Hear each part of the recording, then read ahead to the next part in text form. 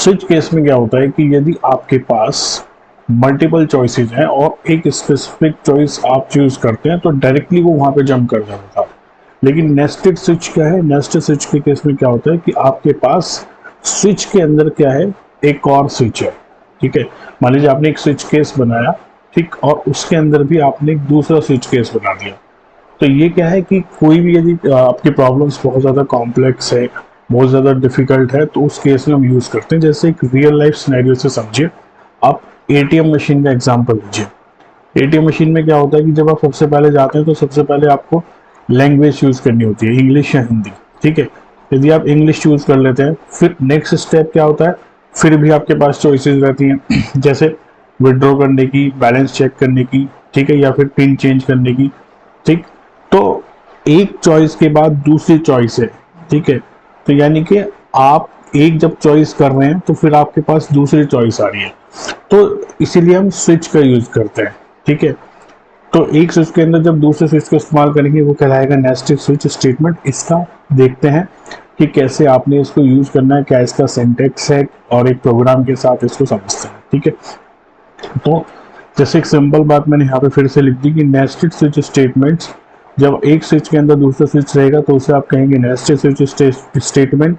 और यदि आपके पास कोई कॉम्प्लेक्स डिसीजन है, ठीक है, चॉइसेस आउटर में भी है, इनर में भी है, तो आप इसका यूज करते हैं। ठीक है, सबसे पहले आउटर स्विच एवोलेट होता है, उसके हिसाब से फिर अंदर वाला स्विच आपका एवोलेट होता है। ठीक है, अब एक रियल लाइफ एग्जांपल से और समझिए। जैसे सपोज करो कि आप किसी उसमें जाते हैं एडमिशन लेने के लिए कॉलेज में, तो आपके पास चॉइसेस है कि आप बीएससी करेंगे या बीटेक करेंगे। ठीक है, यदि आप बीएससी करेंगे तो आपके पास ब्रांचेज हैं फिजिक्स, केमिस्ट्री, मैथ। यदि आप बीटेक करेंगे तो ब्रांचेज है सीएस, आईटी, ठीक है, मैकेनिकल इंजीनियरिंग या सिविल इंजीनियरिंग। ठीक है, तो जैसे आपने यदि इनमें से पहले एक चूज करना है, ठीक है, इनमें से एक चूज करने के बाद फिर नेक्स्ट चूज करना है, तो ये सारी चीजें हैं। ठीक है, तो जब आपके पास ऐसे कॉम्प्लेक्स डिसीजन आपको लेने हो, in that case you use nested switch statement. ठीक, अब इसके सिंटैक्स के बारे में बात करते हैं। ठीक है, सबसे पहले आप बाहर स्विच लिखेंगे, आउटर चॉइस यहाँ लिखेंगे। ठीक है, स्विच का पहला केस आएगा। ठीक है, वो केस होने के बाद उसके अंदर एक इनर स्विच शुरू हो जाएगा। ठीक, और फिर यहाँ पे ब्रेक लगा देंगे, फिर आउटर वाले स्विच का ही केस नंबर 2 आएगा। बहुत बेहतर तरीके से इसको समझ में आएगा जब आप अभी प्रोग्राम बनाएंगे। ठीक है, तो सबसे पहले क्या होता है, आउटर स्विच एवोलेट होता है। अगर आउटर केस मैच करता है तो कंट्रोल अंदर की तरफ जाता है, नहीं तो ये सीधा कहाँ जाएगा, इसके डिफॉल्ट के केस में आ जाएगा। ठीक है, अंदर पहुंच के वो क्या करता है, इनर स्विच मिलाता है, इनर की चॉइस मैच करता है। ठीक है, एक चीज ध्यान में रखने वाली बात यह है कि आउटर स्विच के केस और इनर स्विच के केस के ब्रेक अलग अलग होते हैं। ठीक है, याद रखिएगा, आउटर स्विच का अलग होगा, इनर स्विच के केस के ब्रेक अलग होंगे। ब्रेक लिखना बहुत जरूरी है, जैसे कि मैंने पहले ही बताया था, ब्रेक लिखना जरूरी इसलिए है ताकि कंट्रोल आपके नेक्स्ट उस पर जा सके। ठीक है, अब एक सिंपल सा प्रोग्राम मैं आपके साथ डिस्कस करता हूँ ताकि क्लैरिटी और ज्यादा हो। जैसे चलो एक बार ना इसी प्रोग्राम को, जैसे जो मैंने अभी आपके साथ डिस्कशन किया था जिसमें एडमिशन की बात करी थी, केस 1 के लिए हमने किया था, मतलब पहले बीएससी और बीटेक में से चूज करना है। ठीक है, यदि वो बीएससी चूज करता है तो उसे फिजिक्स और मैथ में से चूज करना है, और बीटेक चूज करता है तो सीएस और सिविल में से चूज करना है। ठीक है, तो देखो यहाँ पे क्या हो रहा है, वही नेस्टेड स्विच लगेगा। कैसे, पहले आपकी आ जाएंगी हेडर फाइल्स। ठीक है, ऊपर हेडर फाइल्स आप लिख देंगे, फिर मेन फंक्शन शुरू हो जाएगा। ऐसे सारी प्रोग्रामिंग शुरू होती है। फिर आप 2 वेरिएबल डिक्लेयर करेंगे, इंट कोर्स के लिए और एक ब्रांच के लिए। ठीक है, तो पहले कोर्स के लिए और एक ब्रांच के लिए। उसके बाद आप प्रिंट एफ कराएंगे। पहले आप क्या सेलेक्ट करेंगे, पहले आप सेलेक्ट करेंगे कोर्स। ठीक है, कोर्स में आप चॉइस देंगे कि भाई एक दबाओ बीएससी के लिए और 2 दबाओ बीटेक के लिए। ठीक है, इसको स्कैन एफ कर देंगे, %d एड्रेस ऑफ कोर्स। ठीक है, उसके बाद शुरू होगा स्विच का खेल, क्योंकि आपको करना है चूज। ठीक है, स्विच, ठीक है, कोर्स। ठीक है, जैसे ही बंदे ने 1 दबाया, ठीक है, तो 1 दबाते उसका पहला केस शुरू हो जाएगा, केस 1। केस 1 किसके लिए होगा, फिजिक्स और मैथ में चूज करने के लिए। ठीक है, तो प्रिंट एफ आप करेंगे, सेलेक्ट ब्रांच। ठीक है, ब्रांच कि भैया इसमें भी 1 दबाओ फिजिक्स के लिए और 2 दबाओ मैथ के लिए। ठीक है, स्कैन ऑफ कर देंगे यहाँ पे %d एड्रेस ऑफ ब्रांच। ठीक है, फिर अब इसमें क्या है, ये तो जैसे ही आपने BSC सिलेक्ट करा मान लो, तो कंट्रोल यहाँ पे आ जाएगा। यहाँ पे आने के बाद वो आपसे ब्रांच पूछेगा, ब्रांच भी 2 हैं तो इसमें एक और स्विच यहाँ पे इसके अंदर ही लग जाएगा, जो कि किसके लिए होगा, ब्रांच के लिए। तो आप देख रहे हो एक स्विच के अंदर दूसरा स्विच यहाँ पे लग रहा है, इसे हम कहते हैं नेस्टिंग ऑफ स्विच। ठीक है, इसे नेस्टिंग ऑफ स्विच कहेंगे। फिर यहाँ पे भी केस 1 शुरू हो जाएगा, जिसमें आप प्रिंट एफ करेंगे BSC विद फिजिक्स। ठीक है, और यहाँ पे ब्रेक लगा देंगे, ब्रेक लगाना बहुत जरूरी होता है। ठीक है, फिर ऐसे यहाँ पे आ जाइए आगे, केस 2 हो जाएगा, प्रिंट एफ करेंगे। ठीक है, उसमें आएगा BSC विद मैथ। ठीक है, ये हो जाएगा, यहाँ पे आप ब्रेक लगा देंगे। ठीक है, और एक डिफॉल्ट ऑप्शन जरूर लिखेंगे इस इनर वाले का, डिफॉल्ट में लिखेंगे print f no branch available. ठीक है, जो आपने भैया ब्रांच सेलेक्ट करी है वो अवेलेबल नहीं है। ठीक है, क्लियर है। उसके बाद यहाँ इसको खत्म कर देंगे और इस स्विच का ब्रेक लगाना मत भूलिएगा यहाँ पे। ठीक है, सॉरी, इसका ब्रेक लगाना। ठीक, अब आ जाएगा केस नंबर 2।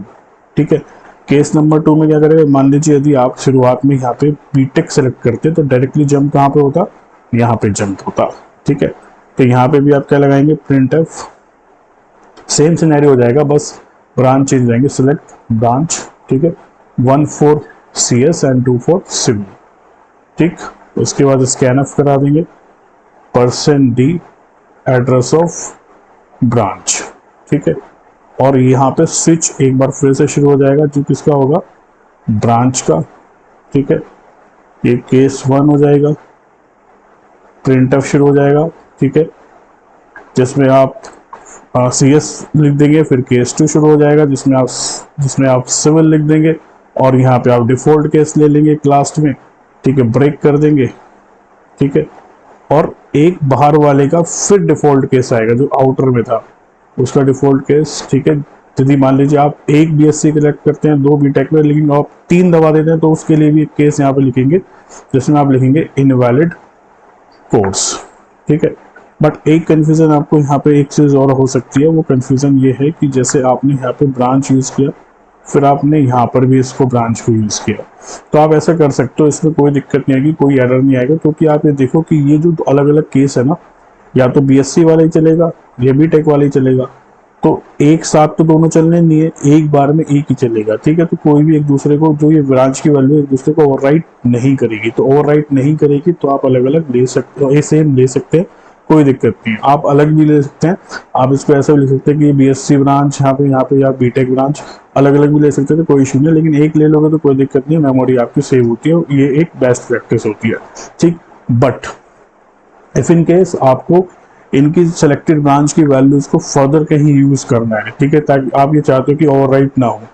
ठीक है, क्योंकि ओवरराइट हो जाएगी तो बाद में यूज नहीं कर पाओगे पुरानी वैल्यू को, तो ओवरराइट ना हो, तो इसलिए आप अलग अलग ले, उस केस में तो ज्यादा बेहतर है। ठीक है, यदि आपको फर्दर जाके कहीं यूज करना है तो। ठीक है, अब इसी कोड को हम VS कोड पे एक बार रन करके देखेंगे और उसके आउटपुट को देखेंगे। ठीक है, कि क्या आएगा। ठीक है, एक बार मैं आपको इसको VS कोड पे दिखाता हूँ कि इसका क्या आउटपुट आएगा। देखो, सेम कोड ये है, आपने देखिए हेडर फाइल लिखी। ठीक है, main course in branch select course के लिए लगाया, फिर आपने स्विच लगाया आपने यहाँ पे कोर्स के लिए। ठीक है, कोर्स के लिए स्विच लगा, फिर आप जाइए केस 1 फॉर BSC। ठीक है, तो ये आपसे फिजिक्स की और मैथ या यहाँ पे केमिस्ट्री है, तो उसकी ब्रांच सेलेक्ट करवाएगा, ब्रांच हो जाएगी। फिर ब्रांच के लिए आपने क्या लगाया, स्विच लगाया, तो आप देखो इस स्विच के अंदर ही ये स्विच है, ये वाला स्विच अभी बंद नहीं हुआ है, लेकिन इस स्विच के अंदर ही ये वाला स्विच है। ठीक है, फिर यहाँ पे आप आ जाएंगे, case 1 you selected BSC with physics, case 2 you selected BSC with chemistry. ठीक है, डिफॉल्ट हो जाएगा अदर ब्रांच नॉट अवेलेबल, फिर यहाँ ब्रेक लग जाएगा। अब ये केस 2 किसका है, ये केस 2 देखिए, ये केस 2 इसी का ही कोर्स के अंदर वाला दूसरा केस है। पहले BSC के लिए था, दूसरा पे है जो कि बीटेक के लिए है। उसके अंदर भी स्विच चलेगा, उसके अंदर स्विच चलेगा वही कि भैया ब्रांच सेलेक्ट करने के लिए, केस 1 आप CS के लिए, केस 2 आप मैकेनिकल के लिए। ठीक है, और डिफॉल्ट केस हो जाएगा ब्रांच नॉट अवेलेबल। अब देखो, एक और डिफॉल्ट केस आपको लगना होगा कोर्स सिलेक्शन के लिए। मान लीजिए आपने कोर्स के लिए 2 ही केस लिए, केस 1 देखो एक तो केस 1 था बीएससी के लिए, एक केस 2 ये था बीटेक के लिए। अब यदि आप इनमें से कोई सा भी सिलेक्ट नहीं करते हो तो सीधा वो क्या प्रिंट करेगा, डिफॉल्ट। ठीक है, तो इसका डिफॉल्ट तो ये रहा। ठीक है, इसका डिफॉल्ट तो ये रहा, क्लियर है, आउटर वाले का डिफॉल्ट है। और इनर वालों के डिफॉल्ट कहाँ चल रहे हैं, इनर वालों के डिफॉल्ट यहाँ चल रहे हैं। वही चीज मैंने आपको ये बताई थी कि आप ये ब्रांच सेम इसने ले रहे हैं यहाँ पे, क्योंकि ये ओवरराइट नहीं करेगा। ओवरराइट नहीं करेगा तो कोई दिक्कत नहीं है, ठीक है, क्योंकि एक बार में या तो बीएससी चलेगा, एक बार में या बीटेक चलेगा। ठीक है, लेकिन यदि आपको इन वैल्यूज को आगे यूज करना है तो आप अलग अलग ही बनाएंगे तो बेहतर होगा। ठीक है, तो आपने देखा स्विच के अंदर आप स्विच यूज करो, this is the case of nested. ठीक है, स्विच। ठीक, अब इसको रन करके देखते हैं एक बारी। जब हमने इसको रन करा, टर्मिनल पे क्या आया हमारा कि भाई select the course 1 for BSc 2 for BTech. मान लीजिए मैं सिलेक्ट करता हूँ बीटेक। ठीक है, तो बीटेक सेलेक्ट करने के बाद देखो बीटेक वाले उस पे ही जाएगा। ठीक है, और आपसे पूछेगा कि आप ब्रांच सेलेक्ट करो, 1 for CSC 2 for mechanical engineering. आप 2 सेलेक्ट करते हैं तो लिखेगा you selected BTech in M. ठीक है, क्लियर है बात। ठीक, इस तरीके से रन करेगा। एक बार वो रन करते हैं। ठीक है, अब दूसरा कोई ऐसी चॉइस, मान लीजिए आपसे पूछेगा सेलेक्ट द कोर्स, आपने लिखा, आपने लिखी चॉइस 3, तो आपका ये कहेगा इनवैलिड कोर्स सिलेक्शन। ठीक है, इनवैलिड कोर्स सिलेक्शन क्या हुआ, जैसे ही आपने इनवैलिड कोर्स सिलेक्शन पे क्या हुआ कि जैसे ही आपने यहाँ पे, क्योंकि आपके पास ऑप्शन थे 1 और 2 के, ठीक है, बीएससी के और बीटेक के, अब आप इनवैलिड करेंगे तो इसका जो स्विच केस कोर्स का जो डिफॉल्ट पार्ट होगा वो रन हो जाएगा, यहाँ पे कंट्रोल सीधा आ जाएगा। क्यों, क्योंकि जब कोई भी केस मैच नहीं करता है कंपेयर करने पे तो वो सीधा डिफॉल्ट पार्ट को रन करता है। ठीक है, एक बार रन करके देखता है। ठीक, एक बार रन करते हैं, देखिए जरा। ठीक है, आप फिर से जब रन करेंगे तो ये आपसे क्या कह रहा है, ये आपसे कह रहा है कि भाई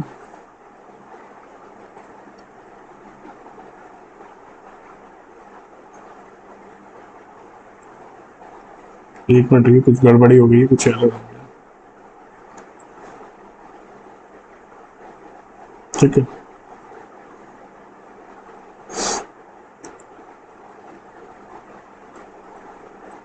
आपने फिर से इसको रन करा। ठीक है, जैसे ही आपने इसको फिर से रन करा तो आपसे मांग रहा है सेलेक्ट दी कोर्सेज। ठीक है, आपने सेलेक्ट द कोर्सेज में 2 करा। ठीक है, तो आप क्या आ जाएगा, सेलेक्ट ब्रांच। अब branch 1 for CSC 2 for mechanical, यदि आप 3 सेलेक्ट करते हैं तो क्या आ जाएगा, other branch not available here. यानी कि जैसे आपने यहाँ पे सबसे पहले जो है कोर्स सेलेक्ट करा, कोर्स में आपने बीटेक सेलेक्ट करा, तो यहाँ से बीटेक के बाद सीधा कहाँ पहुंच जाएगा, केस 2 पे आ जाएगा।